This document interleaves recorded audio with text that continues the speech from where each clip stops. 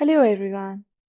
आज की वीडियो में हम समझने जा रहे हैं views of Edward shills, AC फाइनर, G.A.. Almond, David एप्टर on the types of political system.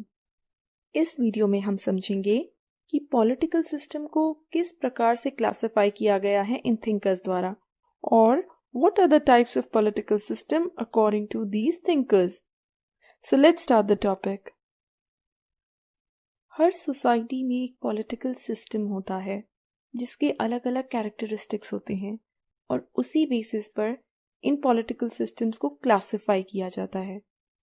और इसी प्रकार एडवर्ड शिल्स ने भी पॉलिटिकल सिस्टम की कुछ टाइप्स बताई हैं। उन्होंने टोटल 5 तरीकों से पॉलिटिकल सिस्टम को क्लासिफाई किया है अपनी book political development in new states में। So the first type of political system according to Edward Shields is the political democracy. According to Edward Shields, political democracy एक ऐसा political system होता है जहाँ पर rule of law होता है, यानी कि law is supreme. Law making is done by the legislature. Legislature जो है वो laws बनाती है। इसके अलावा citizens को various rights भी provide किए जाते हैं, जैसे कि right to vote, right to freedom of expression, right to religious freedom, periodic elections होते हैं, एक रेगुलर समय बाद इलेक्शंस होते हैं एंड इंडिपेंडेंट जुडिशरी होती है। जुडिशरी पर किसी तरह का कोई दबाव नहीं होता है, प्रेशर नहीं होता है, इट वर्क्स इंडिपेंडेंटली। ना ही लेजिस्लेचर ना ही एग्जीक्यूटिव इसको इन्फ्लुएंस कर सकता है। और इस प्रकार की पॉलिटिकल सिस्टम का एग्जाम्पल है यूएसए और ब्रिटेन। इसके बाद आती है ट्यूटलरी डेमोक्रेसी।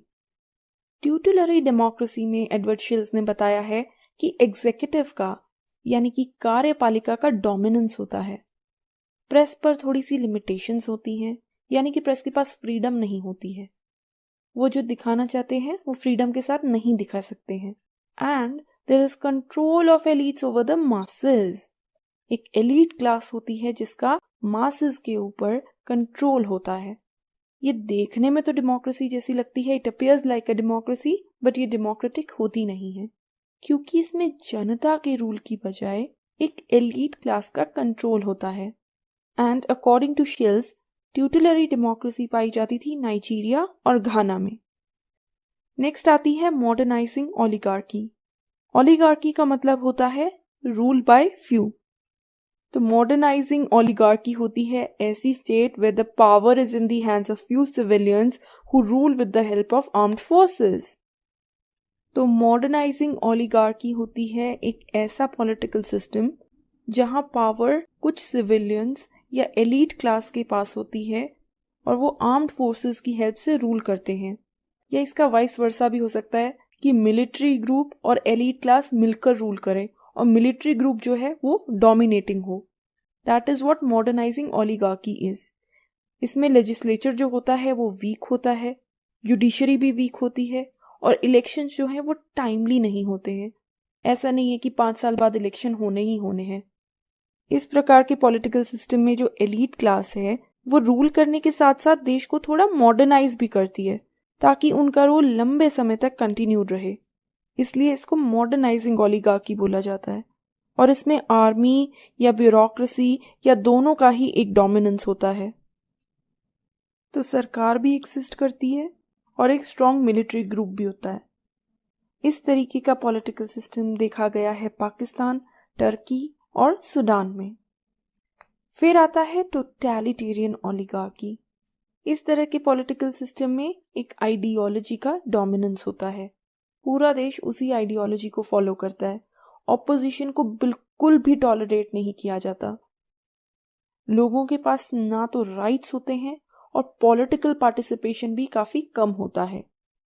जो रूलर्स होते हैं उनका इनपुट्स और आउटपुट्स दोनों पे पूरा कंट्रोल होता है। टोटलिटेरियन ओलिगार्की जो होती है वो मॉडर्नाइजिंग ओलिगार्की से ज़्यादा एक्सट्रीम होती है। इसमें एक ही आइडियोलॉजी का डोमिनेंस होता है, जैसे नाजिज्म हो गया या फैसिज्म हो गया। उस आइडियोलॉजी से बाहर कोई सोच नहीं सकता है। और इस तरीके का पॉलिटिकल सिस्टम का एग्जाम्पल भी यही है, like the Nazi Germany and the fascist Italy. और उसके बाद आता है traditional oligarchy. in which states which are ruled by dynastic rulers and importance given to traditions and religious beliefs along with the presence of weak government. तो traditional oligarchy क्या होती है? इसमें एक डायनेस्टिक रूलर्स का रूल होता है, यानी कि एक डायनेस्टी लंबे समय तक रूल करती है और ऐसी डायनेस्टीज रूल करती हैं भगवान के नाम पर, किसी रिलीजन के नाम पर या ट्रेडिशंस के नाम पर। इनमें गवर्नमेंट तो प्रेजेंट होती है बट वो एक वीक गवर्नमेंट होती है। लोगों के पास फ्रीडम होती है बट वो लिमिटेड फ्रीडम होती है। इसका एग्जाम्पल है जैसे कि पहले नेपाल हुआ करता था अंडर मोनार्की। सो एडवर्ड शिल्स ने तो क्लासिफाई किया था पॉलिटिकल सिस्टम को इन 5 टाइप्स में। इसके बाद आते हैं एससी फाइनर। फाइनर ने 6 तरीकों से पॉलिटिकल सिस्टम को क्लासिफाई किया है अपनी बुक कंपैरेटिव गवर्नमेंट में, जिसमें सबसे पहला जो उन्होंने टाइप बताया है वो है liberal democratic system. Liberal democratic system जो है फाइनर का, it's similar to Edward Shils का पॉलिटिकल डेमोक्रेसी। सिमिलर फीचर्स हैं, कोई ज़्यादा डिफरेंस नहीं है, it's just the same. There is high level of political participation, rule of law है, इंस्टीट्यूशंस के पास इंडिपेंडेंस है, लोगों के पास राइट्स हैं, और ये देखने को मिलता है यूएस में एंड ब्रिटेन। इसके बाद आता है टोटलिटेरियन सिस्टम, जिसमें टोटल कंट्रोल किसके पास होता है? एक पार्टी के पास। एक पार्टी पूरे तरीके से पॉलिटिकल सिस्टम को कंट्रोल करती है। ये सिमिलर है शिल्स के टोटलिटेरियन ओलिगार्की से। तो इसमें ऑपोजिशन नहीं होती है, अगर होती भी है तो उसे क्रश कर दिया जाता है। लोगों के पास लैक ऑफ फ्रीडम होता है, पॉलिटिकल पार्टिसिपेशन बहुत कम होता है। इनपुट्स और आउटपुट्स पर पूरा कंट्रोल होता है जो रूलिंग पॉलिटिकल पार्टी होती है उसका। उसके बाद आती है डायनेस्टिक रेजीम्स, जिसमें कि आता है रूल ऑफ अ डायनेस्टी, जो कि शिल्स ने बताया था ट्रेडिशनल ओलिगार्की की फॉर्म में। फिर आता है मिलिट्री रेजीम, जो कि बेस्ड होती है फोर्स पर। तो जहां मिलिट्री रूल होता है that is an example of military regimes. ये फोर्स पर आधारित होती हैं, फोर्स को यूज किया जाता है, या तो फोर्स को यूज करने का थ्रेट दिया जाता है या उसे यूज किया जाता है, जैसे कि टॉर्चर भी यूज किया जाता है। अगर कोई अपोज कर रहा है रेजीम को तो उसका मर्डर भी कराया जा सकता है। तो बेसिकली फोर्स का यूज किया जाता है ऑपोजिशन को सप्रेस करने में। इस तरह की पॉलिटिकल सिस्टम में ना तो रूल ऑफ लॉ होता है और ना ही सिटीजन्स को बेसिक फंडामेंटल राइट्स प्रोवाइडेड होते हैं। और इसका एग्जाम्पल है बर्मा या म्यांमार। इसके बाद आता है फेक डेमोक्रेसी। जैसा कि नाम से ही दिखता है, this is sort of a fake democracy. ये सिर्फ एक नाम की डेमोक्रेसी होती है, बट रियलिटी में क्या होता है, ये ओलिगार्किक होती है। मतलब rather than rule of the masses it is the rule of the elites. Elites rule करते हैं रियलिटी में। प्रेस पर भी लिमिटेशंस होती हैं। तो एडवर्ड शिल्स ने जो ट्यूटलरी डेमोक्रेसी बताई थी, it is similar to that. फिर आती है quasi democracy, which is democratic in nature but there is dominance of a single party. अब क्वासी डेमोक्रेसी ये होती है जिसके कैरेक्टरिस्टिक्स तो डेमोक्रेसी के होते हैं, बट ऐसे डेमोक्रेटिक सिस्टम में एक सिंगल पार्टी का डोमिनेंस होता है। वैसे तो डेमोक्रेटिक इंस्टीट्यूशंस भी एग्जिस्ट करते हैं, लोगों के पास सारे राइट्स भी होते हैं, पॉलिटिकल पार्टीज भी होती हैं, इलेक्शंस भी होते हैं, बट एक सिंगल पार्टी ही इन सभी एस्पेक्ट्स में डोमिनेट करती है। जैसे कि इंडिया में इंडिपेंडेंस के बाद काफी समय तक कांग्रेस का डोमिनेंस रहा था। That is an example of quasi democracy. And this is how SC फाइनर has classified the political systems. Now comes almonds classification of political system. Almond ने पॉलिटिकल कल्चर के आधार पर पॉलिटिकल सिस्टम्स को क्लासिफाई किया है। Know what is political culture, ये हम पहले अपनी पॉलिटिकल कल्चर वाली वीडियो में डिस्कस कर चुके हैं। जो पहला टाइप बताया पॉलिटिकल सिस्टम का आलमंड ने, that is the Anglo American political system. ऐसे पॉलिटिकल सिस्टम के कैरेक्टरिस्टिक्स होते हैं दैट लोगों का हाई पॉलिटिकल पार्टिसिपेशन होता है, लोग एक्टिवली पॉलिटिकल प्रोसेसेस में पार्टिसिपेट करते हैं, होमोजेनस पॉलिटिकल कल्चर होता है, people share similar types of values and have similar type of political orientations. Different institutions perform specific roles, यानी कि ब्यूरोक्रेसी की तरह फंक्शन करता है, आर्मी की तरह फंक्शन करती है और पार्लियामेंट की तरह फंक्शन करती है। ऐसा नहीं है कि मिलिट्री की कोई एस्पिरेशन हो या इच्छा हो पॉलिटिकल पावर को असर्ट करने की। और इस तरीके का पॉलिटिकल सिस्टम देखा जाता है यूएस और ब्रिटेन में। So it's just like the liberal democratic system of Finer और political democracy of Edward Shils. इसके बाद आता है कॉन्टिनेंटल यूरोपियन पॉलिटिकल सिस्टम्स। ये वाला जो पॉलिटिकल सिस्टम होता है ये एंग्लो अमेरिकन पॉलिटिकल सिस्टम से लेस डेवलप्ड होता है। इसमें एक हेट्रोजीनस पॉलिटिकल कल्चर देखने को मिलता है, मतलब एक सिंगल टाइम पे डिफरेंट पॉलिटिकल वैल्यूज देखने को मिलती हैं। अगर एक देश में डेमोक्रेटिक पॉलिटिकल सिस्टम है तो ऐसे भी लोग होंगे जो ये चाहेंगे कि मिलिट्री डिक्टेटरशिप देश में आ जाए, और वहीं कुछ लोग ऐसे होंगे जो उस डेमोक्रेसी को सपोर्ट करेंगे। तो डिफरेंट हेट्रोजीनियस जो पॉलिटिकल कल्चर है वो एग्जिस्ट करता है। And there is presence of sub cultures which may be in conflict with each other. अलग अलग सब कल्चर्स एग्जिस्ट करते हैं। कोई इंडस्ट्री को सपोर्ट करता है, कोई एग्रीकल्चर बेस्ड इकोनॉमी को सपोर्ट करता है। इसके अलावा रीजनलिज्म, रिलीजन, कास्ट, ऐसे फैक्टर्स भी मौजूद होते हैं पॉलिटिकल सिस्टम में और वो इन्फ्लुएंस करते हैं पॉलिटिकल सिस्टम को। There is also a presence of nationalistic feelings. Nationalism की भावना को बढ़ावा दिया जाता है। और इस प्रकार के पॉलिटिकल सिस्टम का जो एग्जाम्पल दिया है ऑलमंड ने, वो दिया है France, Germany and Italy. Next is the pre industrial और पार्शियल इंडस्ट्रियलाइज सिस्टम। इस तरीके के पॉलिटिकल सिस्टम में मिक्स पॉलिटिकल कल्चर देखने को मिलता है। उसका रीजन होता है कॉलोनियल रूल। तो ट्रेडिशनल वैल्यूज भी एग्जिस्ट करती हैं और वेस्टर्न वैल्यूज भी एग्जिस्ट करती हैं।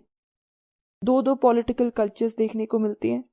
एक होता है वेस्टर्न सिस्टम जिसके फीचर्स होते हैं एक पार्लियामेंट होना, उसका एक इलेक्टोरल सिस्टम होना, उसकी ब्यूरोक्रेसी। और दूसरा सिस्टम होता है द ट्रेडिशनल सिस्टम, जो उस देश का अपना ट्रेडिशनल सिस्टम होता है। That is the second political culture.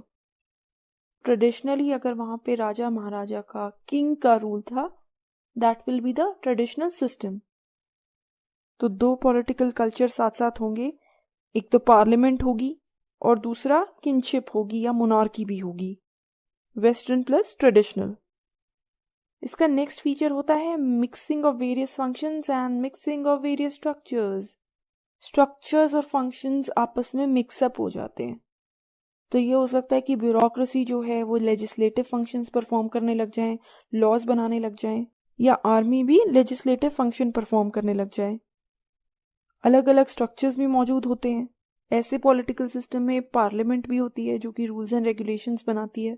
उसके साथ ही साथ रिलीजियस सेक्ट्स भी होते हैं, ये ट्राइबल चीफ्स होते हैं या कोई पावरफुल फैमिली होती है जिनका पॉलिटिक्स पर कंट्रोल होता है। So this is how pre industrial और पार्शियली इंडस्ट्रियलाइज सिस्टम वर्क्स। फिर आता है टोटलिटेरियन पॉलिटिकल सिस्टम। अब ये ऑपोजिट होता है एंग्लो अमेरिकन पॉलिटिकल सिस्टम का। इसमें पॉलिटिकल पार्टी के पास सारी पावर होती है। There is centralisation of power in the hands of a political party. Mass media पर भी कंट्रोल होता है और मीन्स ऑफ कम्युनिकेशन जितने भी होते हैं उन पर कंट्रोल होता है। तो आज के ज़माने के पर्सपेक्टिव में अगर हम देखें तो मतलब सोशल मीडिया पर भी कंट्रोल होगा। There is no place for voluntary associations. आप इंटरेस्ट ग्रुप्स या प्रेशर ग्रुप्स फ्री होके फॉर्म नहीं कर सकते हैं। स्टेट जो है वो फोर्स का सहारा लेती है या फियर क्रिएट करती है ताकि सिस्टम को कंट्रोल किया जा सके। ब्यूरोक्रेसी को कंट्रोल किया जाता है उस रूलिंग पार्टी द्वारा जो कि डोमिनेट करती है इस पॉलिटिकल सिस्टम को। That is what totalitarian political system is.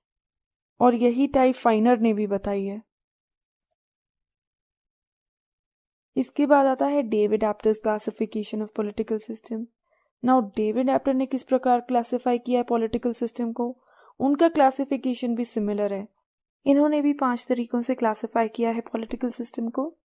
तो पहला सिस्टम जो इन्होंने बताया है that is the mobilising system. Basically totalitarian political system को उन्होंने मोबिलाइजिंग सिस्टम बोला है। तो इसके सारे फीचर्स हम अपनी पिछली स्लाइड्स में डिस्कस कर चुके हैं। फिर उसके बाद आती है कॉन्सोसिएशनल और reconciliation system.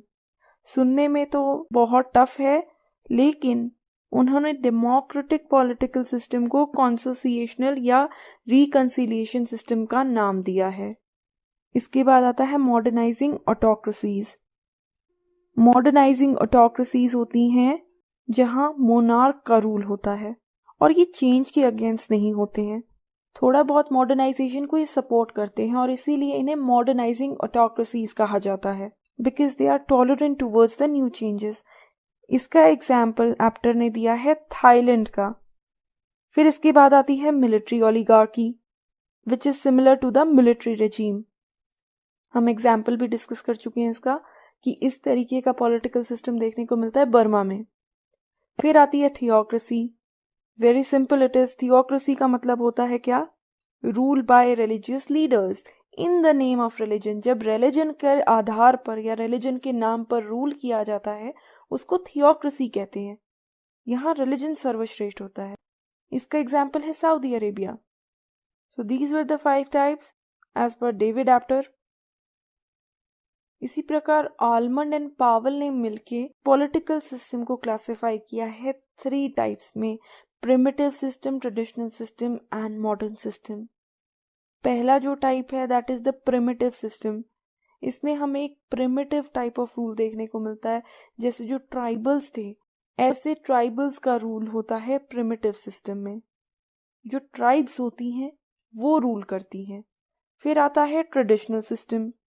Now this is the system that is based on agriculture. इसमें एग्रीकल्चर का डोमिनेंस होता है और इसमें क्लर्जी का या रिलीजियस हेड्स का as well as feudal lords का भी डोमिनेंस होता है, क्योंकि ये एग्रीकल्चर बेस्ड होती है। फिर उन्होंने बताया है मॉडर्न सिस्टम, जिसमें उन्होंने रखा है अथॉरिटेरियन पॉलिटिकल सिस्टम को और डेमोक्रेसी को। एंड आलमंड एंड पावल ने फर्दर टाइप्स बताई हैं अथॉरिटेरियन पॉलिटिकल सिस्टम की, जैसे कि radical totalitarianism, conservative totalitarianism, conservative authoritarianism या मॉडर्नाइजिंग अथॉरिटेरियनिज्म। तो पहले तो उन्होंने 3 टाइप्स बताई हैं: primitive, traditional and modern. Then modern को फर्दर क्लासिफाई किया है इनटू डेमोक्रेटिक एंड अथॉरिटेरियन, और अथॉरिटेरियन को फर्दर उन्होंने कैटेगराइज किया है 4 टाइप्स में, which is radical, conservative, conservative authoritarian and modernizing authoritarianism. And this is the classification of political system according to Almond and Powell. इस तरह की क्लासिफिकेशंस यूजुअली पूछ ली जाती हैं कि बताइए डेविड एप्टर ने किस प्रकार से क्लासिफाई किया है पॉलिटिकल सिस्टम को, या आलमंड एंड पावल ने किस प्रकार से क्लासिफाई किया है। So from the general knowledge perspective also it is very important. तो ये तो था आज का टॉपिक, और इसके आधार पर हम ये कंक्लूड कर सकते हैं कि there are so many types of political system, but mainly हम इनको कैटेगराइज कर सकते हैं डेमोक्रेसी में, टोटलिटेरियनिज्म में और अथॉरिटेरियनिज्म में। और आगे चलकर हम इन्हीं पॉलिटिकल सिस्टम को अपनी वीडियोस में डिस्कस करने वाले हैं। सो होप आपको आज का टॉपिक समझ में आया होगा। अगर आपको मेरी वीडियो पसंद आई हो तो इसे लाइक कीजिएगा, शेयर कीजिएगा और मेरे चैनल को सब्सक्राइब कीजिएगा। Thank you so much. आपका दिन शुभ हो।